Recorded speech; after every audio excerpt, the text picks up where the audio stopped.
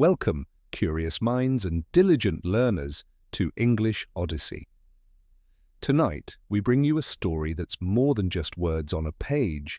It's a journey of profound change, of understanding the true value of effort and how those life lessons can powerfully impact your ability to master anything, even English.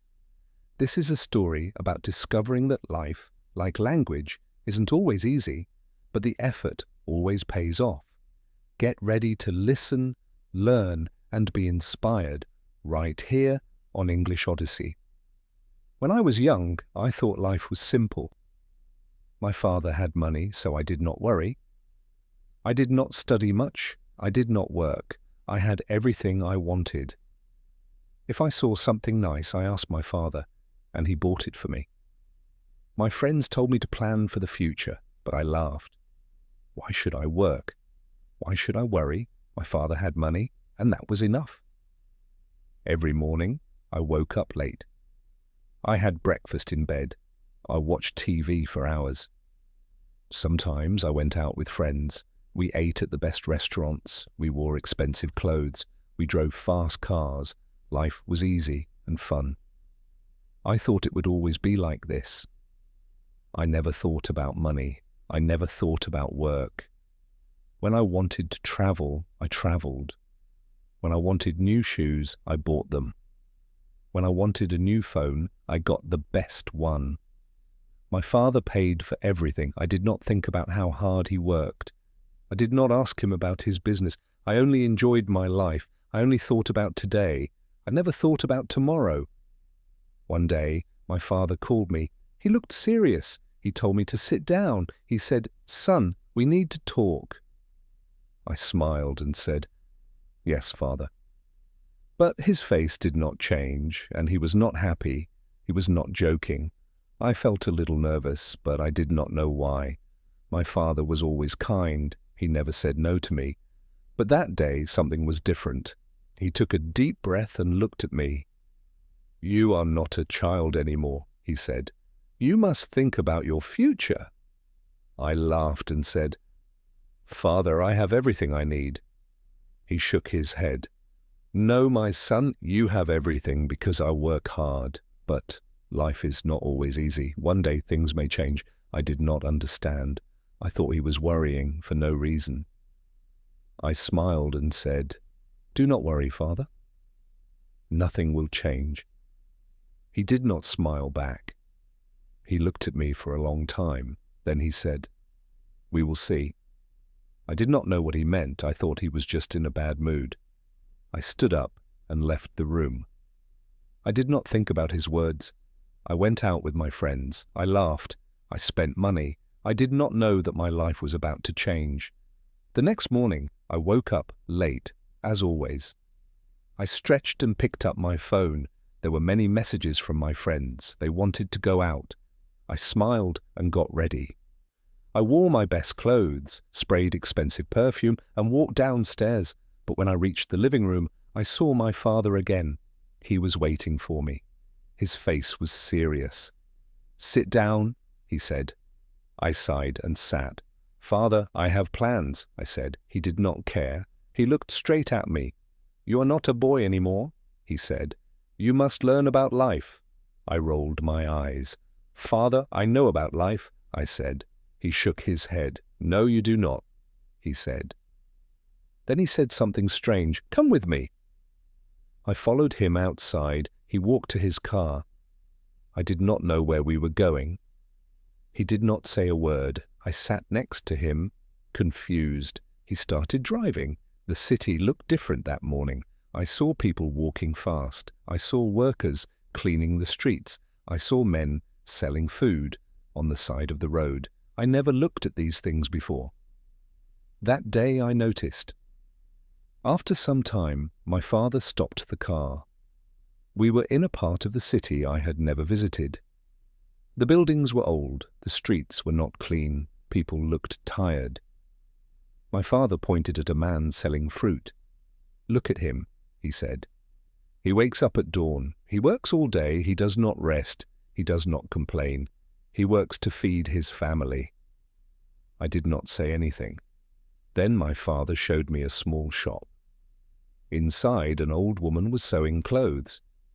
"She has been working for 40 years, he said. "She does not have much money, but she works hard every day." I looked at the woman. She was tired, but she did not stop.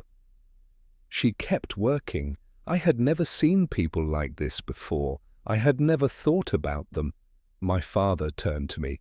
"You see now?" he asked. "Life is not easy for everyone. Some people work hard every day, but you, my son, have never worked a single day." I felt strange. I wanted to say something, but I did not know what to say. I looked away.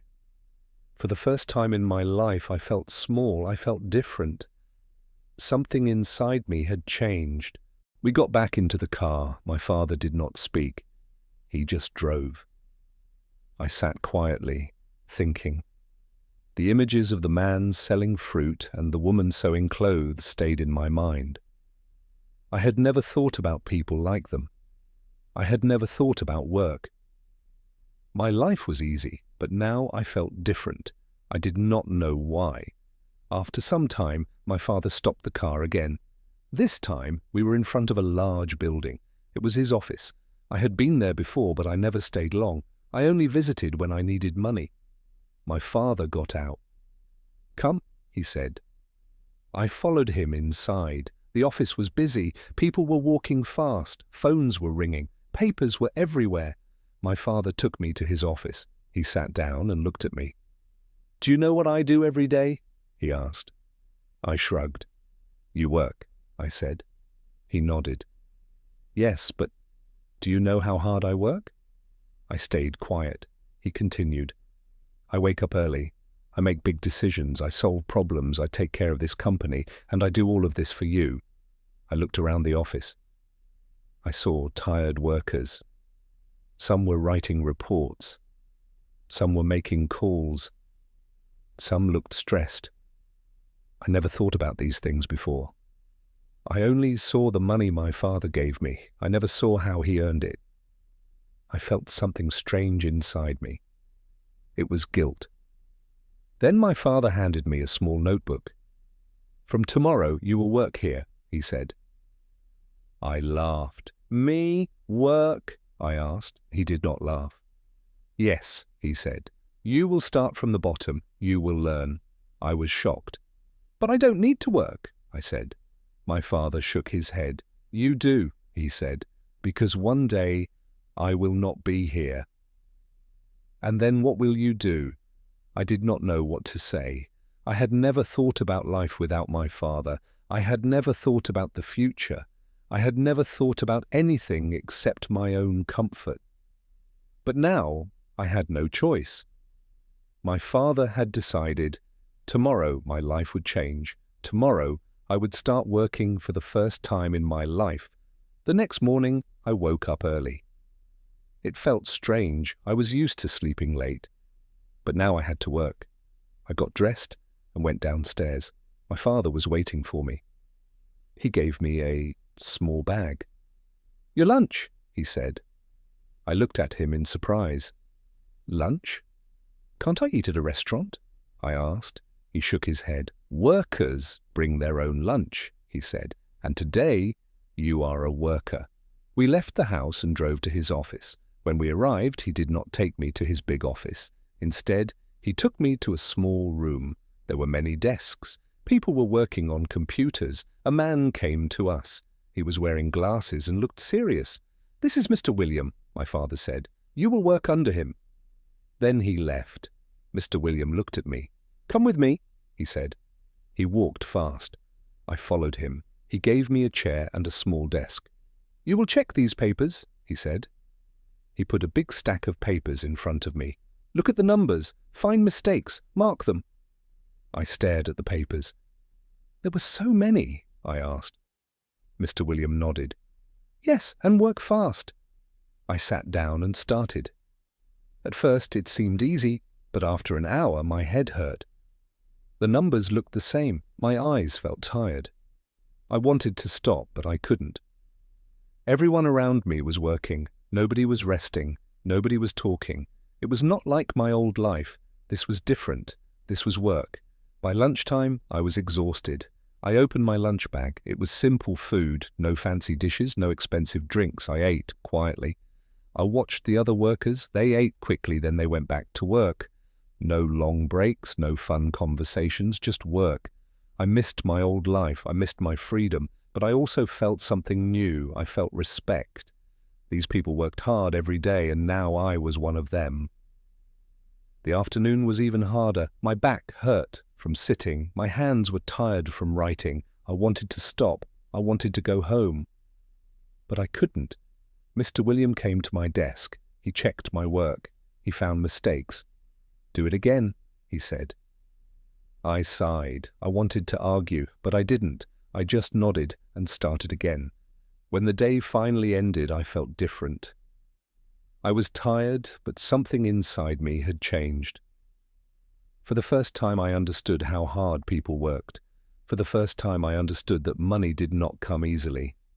As I walked out of the office, I saw my father waiting for me. He did not ask me how my day was. He only smiled, and for the first time in my life, I smiled back, not because life was easy, but because I had earned that smile. The next day, I woke up early again. My body was sore. My hands were stiff. I never felt this way before. I wanted to stay in bed, but I couldn't. I had work to do. I got dressed and went downstairs. My father was already at the table. He looked at me and nodded. "Good," he said. That was all, but it felt different. It felt like he was proud. When I arrived at the office, Mr. William was waiting. He did not smile. "You were slow yesterday," he said. "Today, work faster." I wanted to say something, but I didn't. I just sat down and started. The papers were in front of me again. The numbers were waiting. My head still hurt. My back still ached, but I worked. I did not stop. By noon, I finished my task. Mr. William checked my work. He found fewer mistakes. "Better," he said. Just one word, but it felt good. It felt better than buying something expensive. It felt better than wasting time with friends. It felt like I had done something real. I never felt this before. I never cared about work before, but now I did. During lunch, I sat with other workers. They talked about their families. They talked about their problems. They laughed. They ate fast and went back to work. I listened to them. I never thought about people like them before. I never thought about what they went through. But now I was sitting with them. I was one of them. The afternoon was hard. Mr. William gave me more work. "Let's see if you can handle this," he said. I wanted to complain, but I didn't. I just nodded. I focused. I worked. The hours passed. My back hurt. My hands ached. But I kept going. I wanted to prove that I could do this. I wanted to prove it to myself. At the end of the day, Mr. William looked at me. He did not smile, but he said, "Not bad." Just 2 words, but they meant a lot. I nodded and left the office. My father was waiting outside. "Tired?" he asked. I nodded. He smiled. "Good," he said. I understood now. I understood why he made me do this. And for the first time, I did not want to run away from work. I wanted to learn more. Days passed, then weeks, then months. I worked every day. At first, it was hard. My body hurt. My mind felt tired. But slowly, I got better. I made fewer mistakes. I worked faster. Mr. Williams still did not smile, but he stopped complaining. Sometimes he even said, "Good job." Those words felt better than any gift I ever received. I started to understand money. Before, I only spent it. Now I saw how hard it was to earn. I watched my father work. I saw him make big decisions. I saw him handle problems. I saw him take care of the company. I never respected his work before, but now I did. He was not just a man with money. He was a man who built something with his own hands. One evening, my father called me to his office. He looked at me for a long time. Then he said, "You have changed." I did not know what to say. He continued, "At first you were lazy. You did not care about work, but now you understand?" I nodded. He was right. I was not the same person anymore. I felt different. I felt stronger. Then my father surprised me. He took out a small key and gave it to me. "This is your office," he said. I was shocked. "My office?" I asked. He nodded. "You are ready for more responsibility. You have worked hard. Now it is time to take the next step." I held the key in my hand. It was small, but it felt heavy. It was not just a key, it was trust. The next day, I moved to my new office. It was small, but it was mine. I had my own desk, my own chair, my own work. I was no longer just a worker. I was learning how to lead. It was not easy. I made mistakes. I had bad days. But I did not give up. I kept working. I kept learning. I wanted to be like my father. I wanted to build something of my own. Looking back, I laugh at my old self. I thought life was easy. I thought money was simple, but I was wrong. Life is work. Life is effort. Life is building something with your own hands.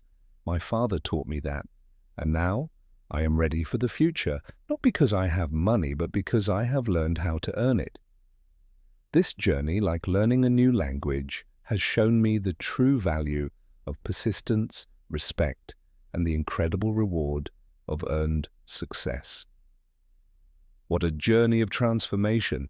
This story reminds us that the principles of hard work, humility, and persistence are universal, whether you're building a business or mastering a new language like English.